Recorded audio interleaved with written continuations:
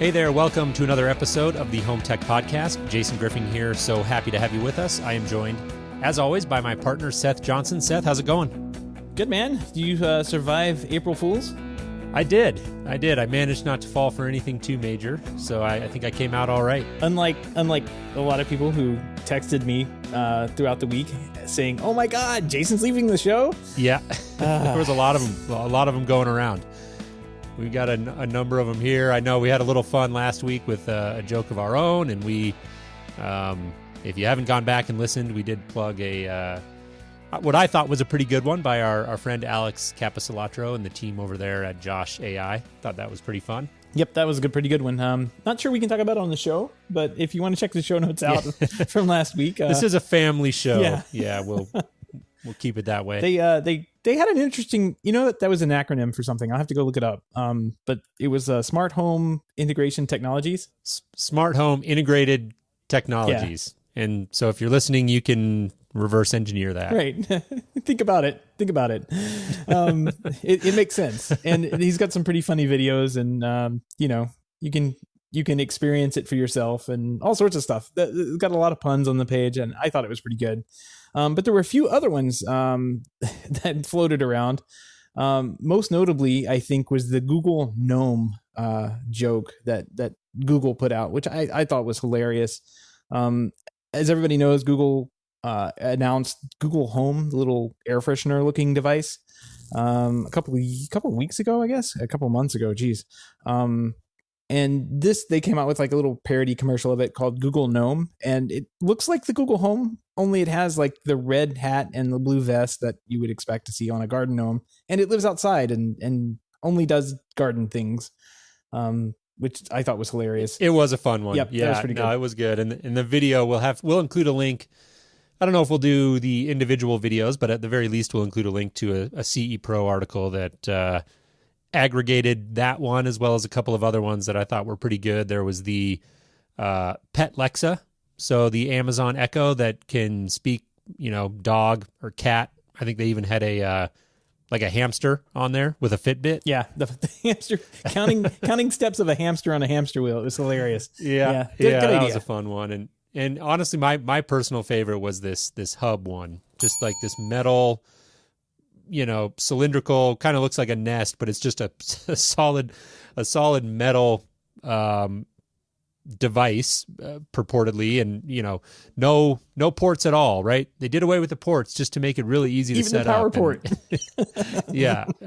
It was good. That one's about a 2-minute video. So those are a lot of fun. Definitely would encourage you to go check that out. We'll have a link to that CE Pro article in our show notes at HomeTech.fm/156. I think my favorite part of the hub video was them showing the app, and it had like a little green dot, and it said your hub is connected, but it's not really connected because it doesn't even have power. I mean, it's amazing. Yeah.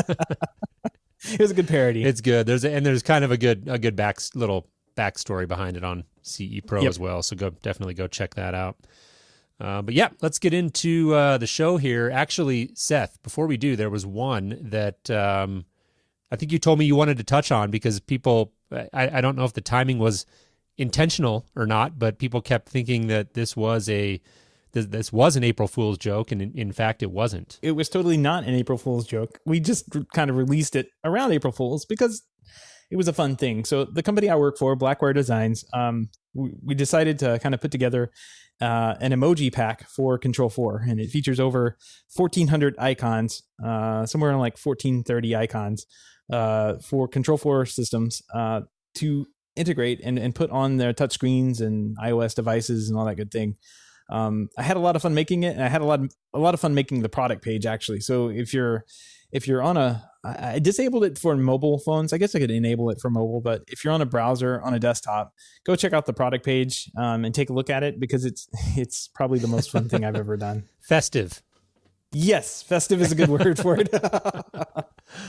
Yeah, that looks like a fun project. I'm glad to see that you get to have a little bit of fun at your work. That's always a good thing. And so yeah, we'll have people go check that out. I gotta say, I can't fault people for thinking that was an April Fool's joke. Well, you know what? What was the funniest thing was within hours of us launching that, I got a picture from someone in China who had mocked up their entire Control 4 interface with those emoji, and it had like Chinese lettering and everything. And you forget like how popular in the Asian markets, how popular emoji are. I mean, you absolutely don't think about it. Like that's where these things came from, and Right. they are super popular over there. So it was. I was like, oh, I forgot about China, but here we are, and within hours of us launching it, we had that up and going, which was really funny. That is funny. That is funny. You're making a global impact, Seth. Yeah. The first global product I have, huh? Did he use the sexy time emoji in the picture he sent you? I didn't see it on his, although that was probably the funniest thing I think to slip by. Well, I don't think it slipped by Julie over at CE Pro. She had a good time with us writing that article, so I'm sure that was a lot of fun. We'll see if people catch on to that. Go take a look again at that product page and shoot us a tweet at HomeTech Podcast if you're in on the joke. We'll have some fun with that. But let's jump in here. We've got another show, Seth, where it's just going to be you and me. I'm kicking around a number of news stories. It was a fairly busy week. We're going to talk about some Ecobee 4 and Alexa stuff, and those two are sort of tied together. There's a number of stories related to over-the-top streaming TV. That's been a recurring theme on our show here lately, and this week will be no exception. That's a very busy segment of the market, and so we're really seeing stories come across on a regular basis about that, and we're going to touch on that here tonight. We've got yet another entrance as well into the mesh Wi-Fi game, so another area of the market that's really seen a lot of development, and so we're going to kick around all those stories. But before we do that, we wanted to send a quick thanks to Win Walker, and Win is a new patron who came on at the $5 a month level. Win, we really, really appreciate your support of the show.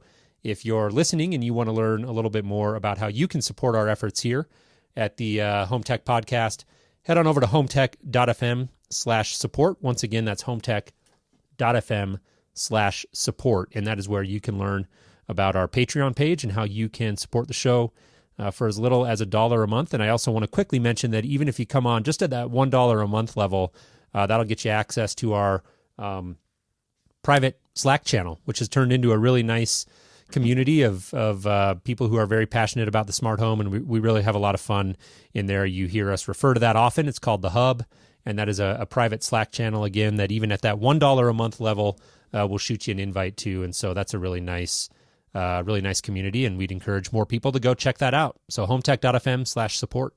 Absolutely. I want to say my thanks as well to Win and a couple of the other guys we had come on this week at the $1 level. Thank you very much for supporting the show. You make this possible. We really do appreciate it. Absolutely. Well, let's jump in here. I teased all these stories, and the first one we want to start with is Ecobee 4. Now, this is a thermostat that I think everyone who listens to the show more or less is going to be familiar with. Great product. I have the Ecobee 3 at my house, and I'm a really big fan of it. And it looks like the Ecobee 4, which is not, this is early. It's rumored. Looks pretty likely like they're going to come out with it in the not so distant future. This originally surfaced when actually the Apple page that has all of their HomeKit accessories, somebody inadvertently, presumably, put up Ecobee 4 mentioned there and said that it had been announced when in fact it hadn't. But here we are, and looks like it's coming soon. Dave Zatz over at Zatz Not Funny had some interesting insights about potential Alexa integration. Yeah, this is fascinating. He actually trolls the FCC filings and finds those product shots of where the labels would go on the back of these devices. And when you do, you never get to see the front of the devices, but you get to see the back where those little legal writing things are. And on the back, on this thermostat, there is a speaker, or what looks to be a speaker. And what Dave has evidently found out through some sources, he said he was given some intel and indicating tighter Ecobee/Alexa voice integration, which I'm going to have to bleep myself, but that's what the article says. It was you this time. It wasn't me. I am probably the biggest offender in the podcast universe of using the A word. Yeah, we're gonna go ahead and say it. We don't care. But so so this is actually interesting to think about, having a thermostat on the wall that is integrated with the Echo. It's basically an Amazon Echo, maybe a Dot or one of the smaller devices, not the full Echo tube, but this gives you the ability to yell at the area around, depending on how well this works. And this would be like your thermostat responding to you. And actually it's funny, you could actually play music on this. Like you could tell it so and so play me some music, and it'll start playing some music because this is how this is integrated now. This is pretty interesting.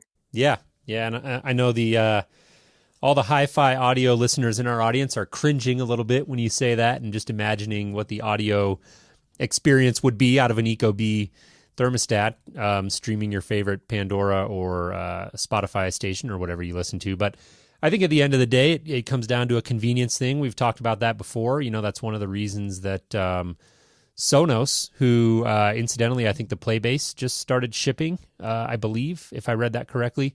They've for a long time, they were the king of the hill when it came to anything, quote unquote, wireless audio in the house. And they've, I think, lost some ground to companies like Amazon with the Echo. And really the conversation that we've had before is the fact that, the Echo may not be able to hold a candle to something like a Sonos Play 5 in terms of audio quality, or even a Play 3, most likely. And ignoring the obvious consideration of price points, and that is certainly a factor for most people. But I think what it comes down to is the convenience and the ease of use. And with a Sonos system, for really, I think still now you're largely dependent on an app, and just having the ability to quickly call for music and have it play is something that people really value. And I think whether you like it or not, or agree with it or not, a lot of people will prioritize that convenience over audio quality. So I agree. I mean, there's interesting possibilities there. Also, the fact that, if you're going to buy a smart thermostat anyways, oftentimes thermostats live in a hallway, or maybe an odd section of the house where there's not perhaps a great place for an Echo Dot to be installed. And so having that ability to have Alexa right there in the hallway, basically an extension of it, is pretty valuable, especially if you're planning to buy a smart thermostat anyways. Right. And I think this is, man, if you take a step back and look at what the smart home will look like with this kind of device getting the Amazon Alexa platform put on it, you would just need a thermostat in one of these Sonos Playbases for your TV, and you could just yell into the air and have music eventually. I mean, we're talking eventually, because there is an integration between Amazon and Sonos that's up and coming. Yep. Yeah. You'll be able to yell into the air and have decent music coming out of the Sonos. That could be really cool.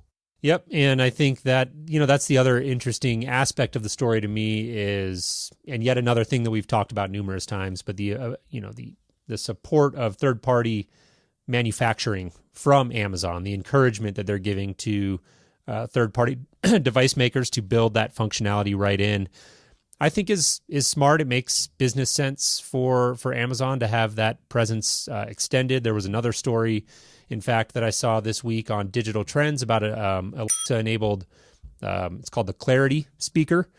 Kind of a funky looking thing. I'm not a huge fan of the form factor personally, but take a look at it. We'll include a link in our show notes. And it is, what's kind of unique about it is also got a built-in touchscreen. So picture maybe like a Play 3, very different shape, but that same sort of form factor, and that the speaker itself is part of the unit, and then a touch screen in the middle of it, and Alexa built in. And I believe, if I read this story correctly, I think this also has Google Assistant built into it.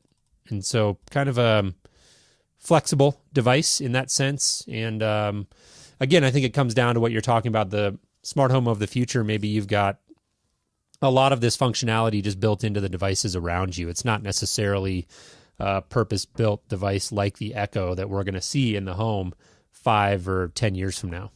I had to go look at this little touchscreen thing. This is, I don't think it's attractive at all. This is kind yeah, of, it's a like little half bit a football, like a not a football, but like a rugby ball. Like, oh my gosh.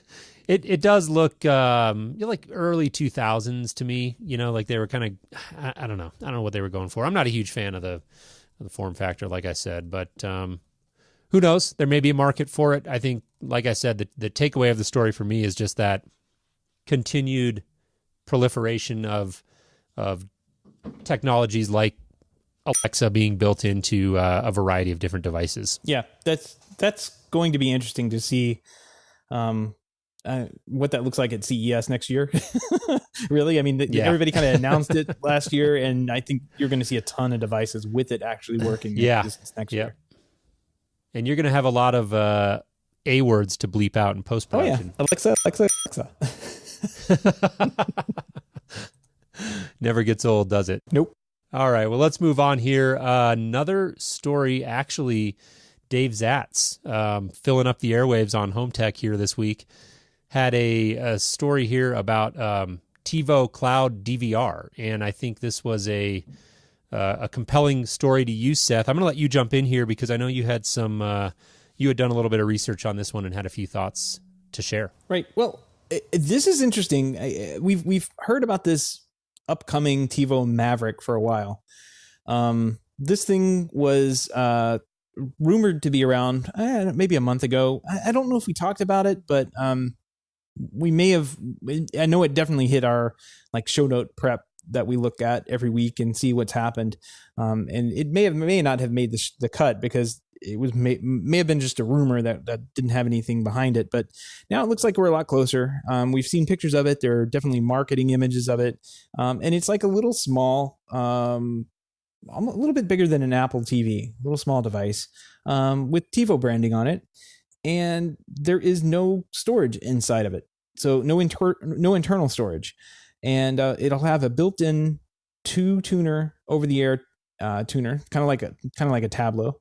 And the cloud storage that's available, you'll have 20 gigabytes online. So everything you record gets encoded and sent up to the cloud somewhere in TiVo servers. And you'll be able to watch it anywhere you have Wi-Fi. So if you have a web browser open to TiVo Online, you can watch it there. You can watch it on your iOS and Android apps, and you can enjoy it. What's funny is you can enjoy it on other TVs if you have an Amazon Fire or TV or Amazon Fire Stick, which is kind of cool. Like if you're on the road a lot and you want to see what's been recorded back at the house, you could just bring an Amazon Fire Stick along with you and have a TiVo where you are, which is kind of neat. That is pretty neat. Yeah. This is launching. Looks like it's kind of a slow rollout. It's going to be San Francisco area only. It looks like some other areas in California as well. And I guess it might be rolling out nationally. It'd have to roll out nationally in the future. But it seems like a pretty cool device. Yeah, it is a unique offering, and I think to me it speaks to the future of TV, where all of this is going. It's so app heavy, and I think the cloud DVR is a great example of the power that enables. I think your example of, hey, I'm going on the road, and you can go buy a dirt cheap Amazon TV, the Fire Stick or whatever they're calling it these days, and plug that into the I guess the TV in your hotel room, and theoretically there you go, you've got your DVR right there. So that's pretty cool. Neat product. I think that the biggest competition to me, it seems like, for these sort of products is really the more pure cloud-based solutions. YouTube TV, for example, I think just went live, if I'm understanding correctly, like this week. I know we teased that when the stories first surfaced, maybe a couple of weeks ago. And that's a compelling offering, if nothing else, just for the name behind it. There's a lot of horsepower there, clearly with the YouTube brand, and I think it'll be I'd be surprised to not see that stick around for the long haul and change and adapt and grow over time. So that's a pretty compelling offering. Even Verizon, actually, this week, there was another story about, I can't remember who we even talked about last week. I think it was Comcast. Yeah. And now, it was Xfinity. Xfinity Stream, I believe, or sort of an iteration of that. Now you've got rumors of Verizon planning a service that purportedly is going to be a direct competitor to an offering like a DirecTV Now or Sling TV. The original reporting on this one came from Bloomberg, and it looks like Verizon is hoping to launch a service this summer. So presumably, the summer of 2017. So that's within a handful of months from now, we may see something from Verizon. Dozens of channels is what the story quotes. And it says it's going to be priced, also quoting here, similarly to DirecTV Now or Sling TV. Those can range anywhere from, between the two services, those can range anywhere from $20 to $70 a month. So hard to say exactly what Verizon is going to be targeting with that, or again, to come full circle, if that includes some sort of DVR, cloud DVR functionality. Who knows? The details aren't really there, but I think this really is, we're starting to see a lot of momentum in this over-the-top streaming TV space, and I think it's fascinating to watch. Absolutely. A little bit of live feedback here. A.W. Rayner in the IRC chat has posted a link there to a really good rundown of YouTube TV's channel lineup comparing to other packages like Sling TV, the DirecTV Now, PlayStation View. And what you get. Very cool. What the bang for the buck is. I'm looking at it right now. I mean, all these packages are starting around that $35 mark. It looks like Verizon's goes up to $70, but this is really cool. A good resource to have, and good resource to keep in the back pocket. Hopefully they keep it updated, because this is pretty cool. Yeah, that's a great find. I think, in fact, it might have even just been last week I was talking about somebody should really take some time and put together that sort of resource that compares these different offerings, because there are, so many of them now that it's getting harder and harder to keep track. Yeah, well, somebody did. There you go. Yeah, thanks. That's a lot of time. I can only imagine what it takes to put something like that together, because they've done some digging and found out if you need the SEC Sports Network, it is available on certain packages on, let's see, the Sling TV package. So it tells you what exactly the packages that you need, and then you can compare the prices down at the bottom. Thought it was pretty cool. Yeah, and I still do think that is a barrier to entry for a lot of people, because it does take a little bit of motivation. We've gotten in the habit, I think, over our lifetimes of just getting TV from the the big providers and not really having to spend a lot of time thinking about what we're getting necessarily, because it's kind of like they were the only show in town for a really long time. And so you just, you did have to go through and sort of pick your packages. But this is a whole different thing, because you're really comparing very different offerings, and they have compatibility with different hardware, different price points, totally different channel lineup. So it's a lot. It's a lot to factor in. And I think if you think about it, you've got people buying TV during a very busy time of their life, typically when they're moving homes or moving into maybe a new apartment or something. And it can be difficult to carve out time to make that decision. And then if you're like me, you move into the house and you're locked into a 2-year contract with DirecTV, and they charge you exorbitant amounts for canceling that. And I think those are the business practices that all of this over-the-top content and momentum will hopefully bring some pressure to these bigger providers to change some of their business practices. Yeah, I think probably the only reason you have DirecTV is the NFL. And now you can just get that on Amazon, right? That's it. Yeah, it was a factor. I can't lie. The NFL package is what you're alluding to there. Speaking of that specifically in the business practices of DirecTV providers, I got that NFL package included for free for the first year. And then when year 2 came around, so I'm actually on a DirecTV contract from my previous residence. And when year 2 came around and I did the math on the NFL package, I actually hadn't realized before how expensive that is. I mean, it was like $40 or $50 a month, I think, to have that. And so I have since opted out of that. Not quite that valuable to me. But like you were alluding to, Seth, Amazon is now getting into NFL streaming. And I feel like this is one of those last frontiers for streaming TV is live sports. And as soon as we start to see more streaming options become available for live sporting events. To me, that is really going to represent a turning point. This is, I should put the one caveat on it. This is for Thursday night football, as I understand it. $50 million deal.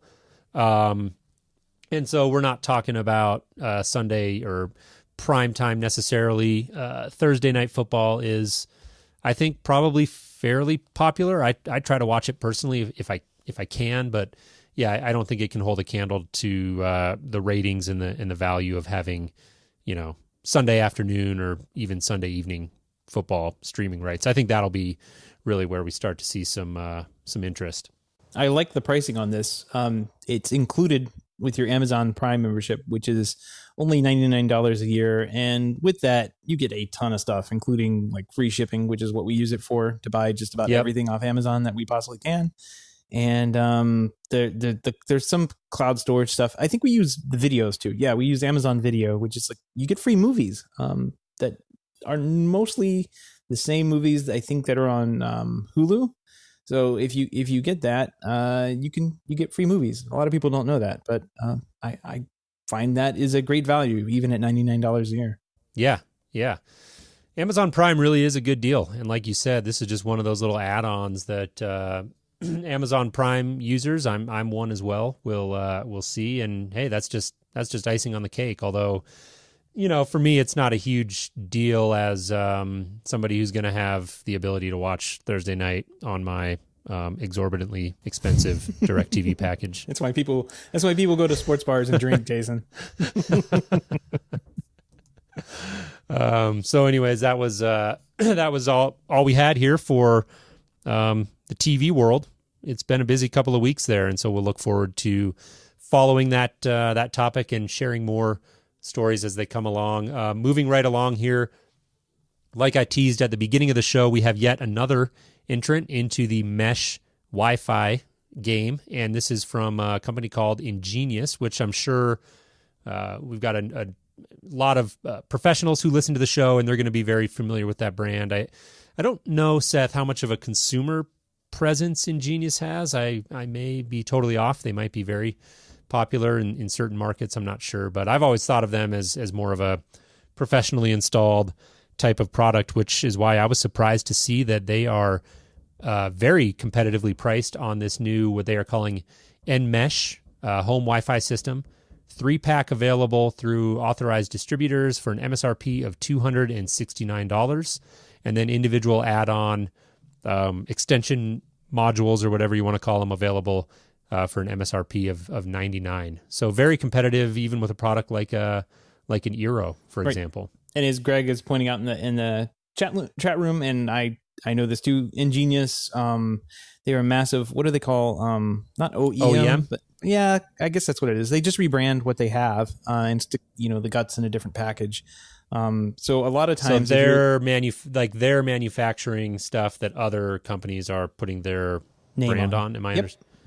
Okay. Yeah.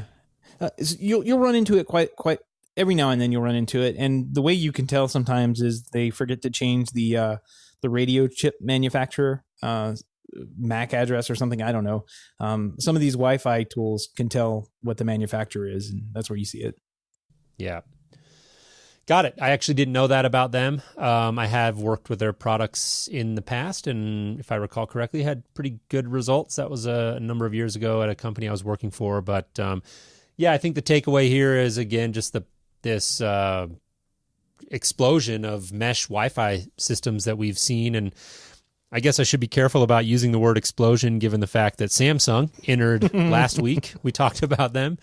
And I think they had it right on their spec sheet, right, Seth? This does not catch on fire. Right. It's not an exploding hub. But anyways, gosh, it's a really hot category right now. And I see why. There's a lot of value in having really good Wi-Fi in the home. We all know that. And the fact that you can now go out for a few $100s and get a really nice system that'll distribute that to all the corners of your house. I think they were saying the 3-pack, if I was reading the story correctly, could cover about 4,500 square feet is what they were advertising, which is a pretty large home. I think for most people that's going to cover you. Obviously, there's caveats to that depending on what your environment's like and what the walls are made of, but that's still pretty good. 4,500 square feet for under $300.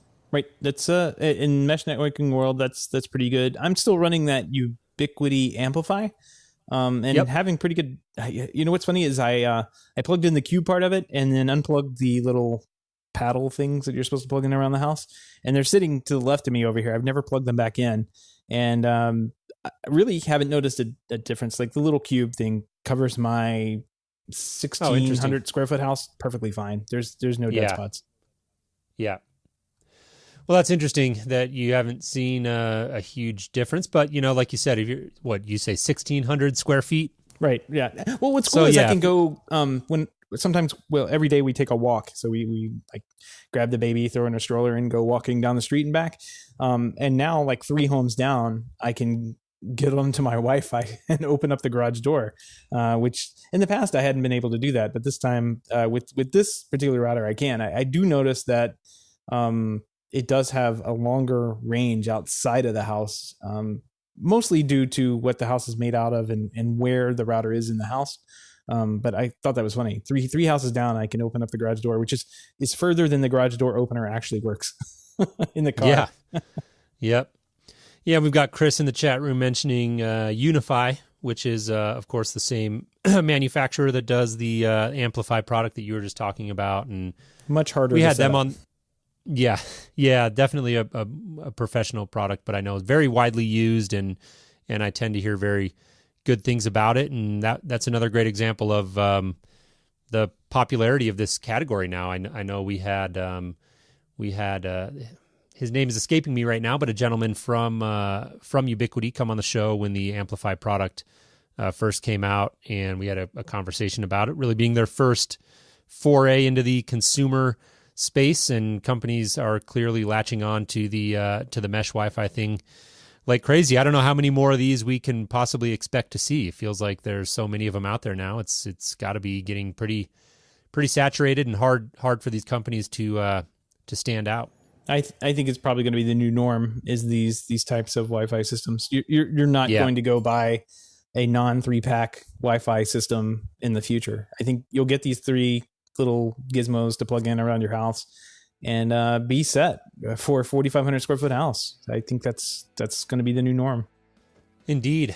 Well, getting a couple of comments in the chat room here that the stream is having a little bit of difficulty. So if you're listening live and you're having problems with that, we apologize. But as it turns out, we're actually done here. We're going to wrap up our show for the evening. Kind of a quick one. We appreciate everybody tuning in. I want to thank everybody, of course, as well, who is listening non-live in your podcast app of choice. We really, really appreciate you tuning into the show. We'll plug it one more time. If you enjoy what we're doing here and want to contribute and help us plug along and continue to produce episodes just like this one, then head on over to HomeTech.fm/support. Once again, that's HomeTech.fm/support. Also, we'd welcome any feedback or comments if you want to connect with us over on Twitter at HomeTech Podcast. So thanks again for listening. Absolutely. With that, I guess we'll wrap up. Jason, talk to you next week. You got it. Sounds good, Seth. Take care.